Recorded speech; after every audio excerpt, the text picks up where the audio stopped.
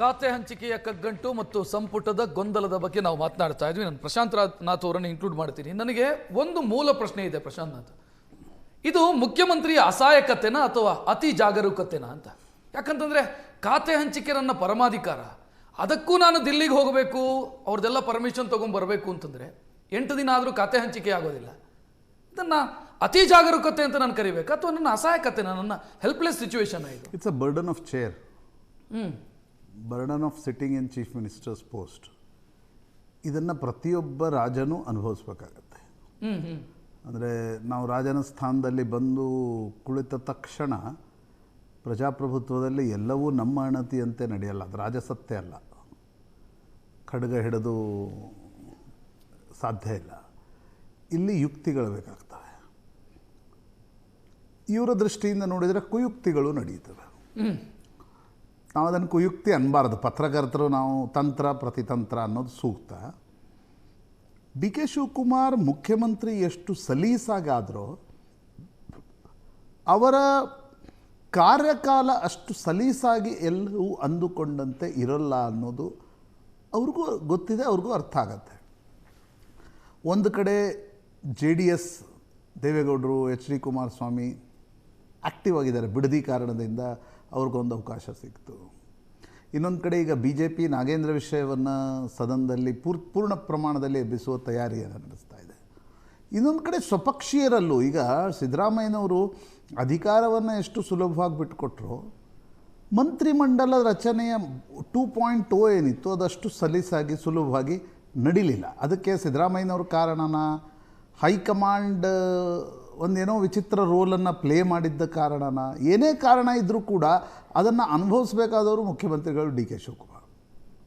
ಎಲ್ಲರೂ ಅದು ಹೆಂಗಿರುತ್ತೆ ರಾಜಕಾರಣದಲ್ಲಿ ಅಂದರೆ, ಆಯ್ತಪ್ಪ ನೀವು ಕೂತಿದ್ದೀರಲ್ಲ, ನೀವು ಬಗೆಹರಿಸ್ಕೊಳ್ಳಿ, ನಾವು ಯಾಕೆ ಬಗೆಹರಿಸ್ಬೇಕು?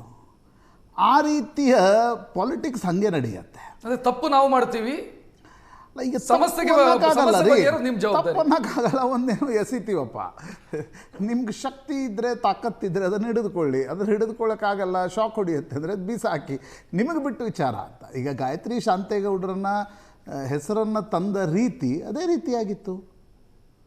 ಅಥವಾ ಅದನ್ನು ಡಿ ಕೆ ಶಿವಕುಮಾರ್ ಮತ್ತು ಮಲ್ಲಿಕಾರ್ಜುನ್ ಖರ್ಗೆ ಕೂಡಿ ಆ ಗಾಯತ್ರಿ ಶಾಂತೇಗೌಡರ ಹೆಸರನ್ನು ತೆಗೆದ್ರ ಸಿದ್ದರಾಮಯ್ಯನವ್ರನ್ನ ಒಂದು ರೀತಿಯಾಗಿರ್ತಕ್ಕಂಥ ಬ್ಯಾಕ್ ಫುಟಿಗೆ ತಳ್ಳಲಿಕ್ಕೆ, ಇದು ಸ್ಪಷ್ಟ ಆಗ್ತಾ ಇಲ್ಲ. ಬಟ್ ಒಂದು ಅರ್ಥ ಆಗ್ತಾ ಇದೆ, ಸಿದ್ದರಾಮಯ್ಯನವರು ಸಿಟ್ಟಿಗೆದಿದ್ದಾರೆ.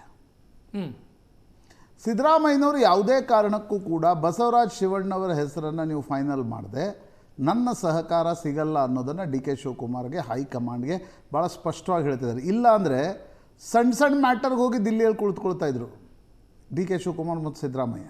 3 ದಿನ 4 ದಿನ ಕಾಯ್ತಾಯಿದ್ರು. ಈ ಬಾರಿ ಸಿದ್ದರಾಮಯ್ಯನವರು ಹೋಗ್ಲಿಕ್ಕೂ ತಯಾರಿಲ್ಲ. ಯಾಕಂದರೆ ಗಾಯತ್ರಿ ಶಾಂತೇಗೌಡರನ್ನು ಮಾಡಿದ್ದು ಹೈಕಮಾಂಡ್ ಮಾಡಿದ್ರು, ಮಲ್ಲಿಕಾರ್ಜುನ್ ಖರ್ಗೆ ಮಾಡಿದ್ರು, ಗೊತ್ತಿಲ್ಲ. ಈ ಕಾಂಗ್ರೆಸ್ನವರೇ ಸ್ಪಷ್ಟಪಡಿಸ್ಬೇಕು. ಆದರೆ ಈ ಸ್ಥಿತಿಯಲ್ಲಿ ಡಿ ಕೆ ಶಿವಕುಮಾರ್ ಇದನ್ನು ಹೇಗೆ ಎದುರಿಸ್ತಾರೆ? This is a first real internal challenge for D K Shivakumar. ನೋಡಿ, ನಾನು ಹೇಳ್ತೀನಿ, ಮಹಿಳೆಯರು ಯಾರು ಅನ್ನೋದನ್ನು ಅವ್ರಿಗೆ ತುಂಬಲಿಕ್ಕಾಗಿಲ್ಲ. ಅದೇ ಒಂದು ರೀತಿಯ ವಿಚಿತ್ರ ಅನ್ನಿಸ್ತಿಡಿ. ಮಂತ್ರಿಮಂಡಲದಲ್ಲಿ ನಿಮಗೆ 140 ಶಾಸಕರ ಬೆಂಬಲ ಇದ್ದು, ಸರ್ಕಾರ ಇದ್ದು, ಸುಭದ್ರತೆ ಇದ್ದು, ಸ್ಥಿರತೆ ಇದ್ದು, ಒಬ್ಬ ಮಹಿಳೆಯನ್ನು ಮಂತ್ರಿ ಮಾಡಲಿಕ್ಕಾಗಲಿಲ್ವ ನಿಮಗೆ? ನಂಬರ್ 1. ನಂಬರ್ 2, ಗಾಯತ್ರಿ ಶಾಂತೇಗೌಡರು ಮಂಕಾಳ ವೈದ್ಯರ ಹೆಸರನ್ನು ಹಾಕಿದ್ರೆ ಯಾಕೆ, ತೆಗೆದ್ರೆ ಯಾಕೆ ಗೊತ್ತಾಗಲಿಲ್ಲ. 3ನೇದು, ಆಯ್ತಪ್ಪ ಮಂತ್ರಿಮಂಡಲ ರಚನೆಯಲ್ಲಿ ನಾನೇನು ಎಲ್ಲ ಡಿ ಕೆ ಶಿವಕುಮಾರ್ ಹೇಳಿದ್ದು ನಡೆದಿಲ್ಲ. ಅಲ್ಲಿ ಹೈಕಮಾಂಡ್ದು ಪಾತ್ರ ದೊಡ್ಡದಿತ್ತು. ಬಟ್ ಕ್ರೈಟೀರಿಯಾ ಏನಿತ್ತು ಹೈಕಮಾಂಡ್ ಈ ಮಂತ್ರಿಮಂಡಲ ರಚನೆ ಮಾಡುವಾಗ? ನಾವು ಮೊನ್ನೆ ಕೂಡ ಚರ್ಚೆ ಮಾಡಿದ್ವಿ. ಶುಚಿತ್ವ ಕ್ರೈಟೇರಿಯಾ ಇತ್ತಾ? ನಾಗೇಂದ್ರ ಹೆಂಗೆ ಒಳಗಡೆ ಬಂದರು? ಪಾರ್ಟಿ ನಿಷ್ಠೆ ಕ್ರೈಟೇರಿಯಾ ಆಯಿತಾ? ಜಮೀರ್ ಅಹ್ಮದ್ ಖಾನ್ರ ಆಡಿಯೋ ನೀವೇ ಬಿಡುಗಡೆಗೊಳಿಸಿದ್ರಲ್ಲ, ಅದೇನು ಮಾಧ್ಯಮಗಳು ಬಿಡುಗಡೆಗೊಳಿಸಿದ್ದಲ್ಲ. ಸರ್ಕಾರದಿಂದಲೇ ಅದು ಟ್ಯಾಪ್ ಆಗಿ, ಅಂದರೆ ಫೋನ್ ಟ್ಯಾಪ್ ಆಗಿ ಬಂದಿರತಕ್ಕಂಥ ಆಡಿಯೋದು ಎಲ್ರಿಗೂ ಅರ್ಥ ಆಗತ್ತಷ್ಟು. ಪಾರ್ಟಿ ವಿರುದ್ಧ ಕೆಲಸ ಮಾಡಿದರು ಅಂತ ನೀವೇ ಆರೋಪ ಮಾಡಿದ್ರಿ. ಯಾರ್ಯಾರು? ಸಲೀಂ ಅಹ್ಮದು, ರಿಜ್ವಾನ್ ಅರ್ಷದ್ದು, ನೀವೇ ಕಾಂಗ್ರೆಸ್ನವರೇ ಆರೋಪ ಮಾಡಿದ್ರಿ. ಇವತ್ತು ಜಮೀರ್ ಅಹ್ಮದ್ ಖಾನ್ ಮಂತ್ರಿಮಂಡಲದಲ್ಲಿ ಒಳಗಡೆ ಇದ್ದಾರೆ. ಸರಿಯಪ್ಪ, ಸೀನಿಯಾರಿಟಿ ಅನ್ನೋದು ಮಾನದಂಡನಾ? ಹಾಗಿದ್ರೆ T B Jayachandra, H K Patil understandable. MC Sudhakar ಮತ್ತು ದಿನೇಶ್ ಗುಂಡೂರಾವ್ ಯಾಕೆ ಹೊರಗಿದ್ರು? ಪರಮೇಶ್ವರ್ ಒಳಗಿದ್ದಾರೆ, ಎಚ್ ಕೆ ಪಾಟೀಲ್ರ ಒಳಗಿಲ್ಲ. ನೀವು ವಯಸ್ಸನ್ನೇ ಮಾನದಂಡ ತೆಗೆದುಕೊಳ್ಳೋದಾದರೆ ಮುನಿಯಪ್ಪನವ್ರು ಒಳಗಿದ್ದಾರೆ, ಟಿ ಬಿ ಜಯಚಂದ್ರ ಒಳಗಿಲ್ಲ, ಬಿ ಆರ್ ಪಾಟೀಲ್ ಒಳಗಿಲ್ಲ. ಅಂದರೆ ನೀವು ಒಂದು ಮಾನದಂಡವಾಗಿ ಏನು ಬರಬೇಕಿತ್ತು, ಆ ಮಾನದಂಡ ಇದರಲ್ಲಿ ವರ್ಕ್ ಆಗಿಲ್ಲ. 4ನೇದು ಖಾತೆ ಹಂಚಿಕೆ. ನಾನು ಇಷ್ಟು ಸಂಪುಟ ರಚನೆಯನ್ನು ನೋಡಿದ್ದೀನಿ. ನೋಡಿರಿ, ಖಾತೆ ಹಂಚಿಕೆಗೆ ಸಪ್ರೇಟ್ ಮೀಟಿಂಗ್ಗಳು ನಡೆಯಲ್ಲ. ಇವತ್ತು ಸಂಜೆ ಪ್ರಮಾಣ ವಚನ ಯಾರ ಹೆಸರನ್ನು ನೀವು ಬರಿತೀರೋ ಹೈಕಮಾಂಡ್ನಲ್ಲಿ ಚರ್ಚೆಗೆ ಹೋದಾಗ ಅಲ್ಲಿ ಆಲ್ಮೋಸ್ಟ್ ಇಂಪಾರ್ಟೆಂಟ್ ನೋಡ್ರಿ, ಕೆಳಗಿನ ಏನು ಖಾತೆಗಳಿರ್ತವೆ ಅವ್ರು ಇವ್ರಿಗೆ ಒಂದು ಕೊಟ್ರೇನು ಅವ್ರಿಗೆ ಒಂದು ಕೊಟ್ರೇನು ಫರಕ್ ಬೀಳಲ್ಲ. ಎಲ್ಲವೂ ಇಂಪಾರ್ಟೆಂಟ್ ಖಾತೆಗಳೇನಿವೆ, ಭಾಳ ರಾಜಕೀಯ ಭಾಷೆಯಲ್ಲಿ ಹುಲ್ಲುಗಾವಲು ಖಾತೆಗಳು, ಸಮೃದ್ಧ ಹುಲ್ಲುಗಾವಲು ಖಾತೆಗಳಿರ್ತಾವಲ್ಲ, ಅವು ಯಾರಿಗೆ ಹೋಗಬೇಕು ಅನ್ನೋದನ್ನು ಅಲ್ಲೇ ಬರೆದು ಬಿಡಲಾಗತ್ತೆ ಅಲ್ವಾ. ಇಷ್ಟು ದಿನ ಆದರೂ, ಒಂದೊಂದು ವಾರ ಆದರೂ ನಿಮ್ಗೆ ಯಾಕೆ ಖಾತೆ ಹಂಚಿಕೆ?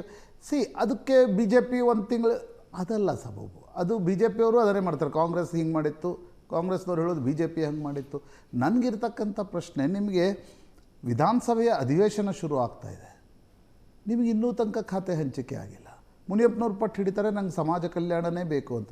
ನೀವು ಫಸ್ಟ್ ಡಿಸೈಡ್ ಮಾಡ್ಬೇಕು, ಮುನಿಯಪ್ಪನವ್ರ ಸಂಪುಟದಲ್ಲಿ ಈ ಒಂದು ಸೆಷನ್ ಮುಗಿದ ಮೇಲೆ ಇರ್ತಾರಾ, ರೂಪಕಲಾ ಶಶಿಧರ್ ಬರ್ತಾರಾ, ಆಗ ನಿಮ್ಗೆ ಸಮಾಜ ಕಲ್ಯಾಣ ಮುನಿಯಪ್ಪನವ್ರಿಗೆ ಕೊಡ್ಬೇಕಾ, ನರೇಂದ್ರ ಸ್ವಾಮಿಗೆ ಕೊಡ್ಬೇಕಾ, ತಂಗಡಿಗೆ ಕೊಡ್ಬೇಕಾ ಅನ್ನೋದನ್ನು ಆಮೇಲೆ ಡಿಸೈಡ್ ಮಾಡ್ತಿರ್ತಾನೆ. ಮುನಿಯಪ್ಪನವ್ರ ಸಂಪುಟದಲ್ಲಿ ಇರ್ತಾರಾ ಬಿಡ್ತಾರಾ ಅನ್ನೋದು ಚರ್ಚೆ ಆಗಬೇಕು. ಅದರ ಅರ್ಥ ಏನು? ನೀವೇನು ಹೇಳಿದ್ರಿ, ಹೈಕಮಾಂಡ್ ಇಸ್ ಸುಪ್ರೀಂ, ಹೈಕಮಾಂಡ್ ಹೇಳಿದ್ದೇ ನಡೆಯುತ್ತೆ. ಶಾಮನೂರು ಮಲ್ಲಿಕಾರ್ಜುನ್ ಹೆಂಗೆ ಬಂದರು ಒಳಗಡೆ? ಗಾಯತ್ರಿ ಶಾಂತೇಗೌಡರ ಹೆಸರನ್ನು ಹೈಕಮಾಂಡ್ ಹಾಕಿತ್ತು. ನಾನು ಹೈಕಮಾಂಡ್ ದೃಷ್ಟಿಯಿಂದ, ನೀವು ಬೇರೆ ಬೇರೆ ಸ್ಟ್ಯಾಂಡ್ ಪಾಯಿಂಟಿಂದ ಚರ್ಚೆ ಮಾಡ್ತಿರ್ತಾನೆ. ಗಾಯತ್ರಿ ಶಾಂತೇಗೌಡರ ಹೆಸರನ್ನು ಹಾಕಿದ್ರು, ಲೋಕಲಿ ತೆಗೆದು ಹಾಕಿದ್ರು ಅದನ್ನು, ಅದೆಲ್ಲ ಹೈಕಮಾಂಡದ್ದು ನಡೀತು.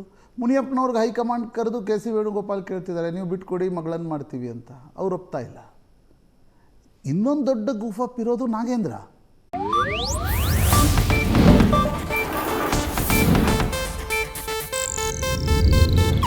ಇದು ಏಷ್ಯಾನೆಟ್ ನ್ಯೂಸ್ ನೆಟ್ವರ್ಕ್ ಪ್ರಸ್ತುತಿ.